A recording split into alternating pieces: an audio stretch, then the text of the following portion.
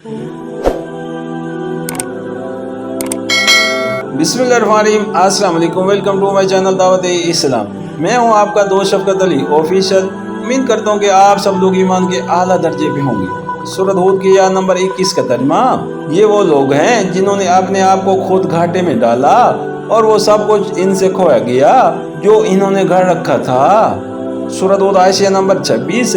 यानी वो सब नजरियात पादर हवा हो गए जो उन्होंने खुदा और कायनात और अपनी हस्ती के मुताल्लिक गढ़ रखे थे, और वो सब भरोसे भी झूठे साबित हुए जो इन्होंने अपने मबूदों और सिफारिशियों और सरपरस्तों पर रखे थे, और वो एहसासात भी गलत निकले जो इन्होंने जिंदगी बाद मौत के बारे में कायम किए थे।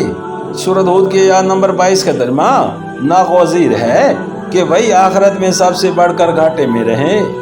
सूरत हूद के आयत नंबर 23 का तर्जुमा रहे वो लोग जो ईमान लाए और जिन्होंने नेक अमल किए और अपने रब ही के होकर रहे, तो यकीनन वो जन्नती लोग हैं और जन्नत में वो हमेशा रहेंगे।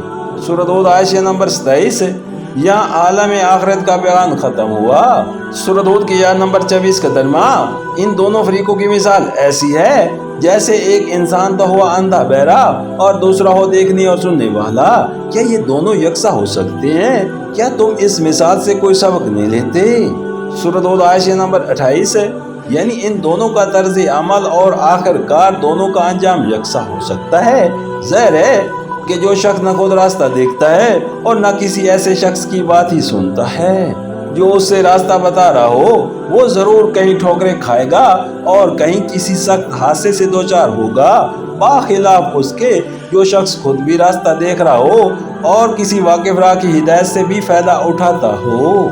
वो ज़रूर अपनी मंजिल पर बासलामत पहुंच जाएगा। बस यही फ़र्क इन लोगों के दरमियान भी है जिनमें से एक अपनी आंखों से भी कायनात में हकीकत की निशानियों का मुशाहिदा करता है और खुदा के भेजे हुए रहनुमाओं की बात भी सुनता है, और दूसरा ना खुद हया की आंखें खुली रखता है कि खुदा की निशानियां उसे नजर आएं, और ना पैगंबरों की बात सुनना गवारा करता है। क्यों कर मुमकिन है कि जिंदगी में इन दोनों का तर्ज अमल यकसा हो, और फिर क्या वजह है कि आखिर का इनके अंजाम में फर्क ना हो।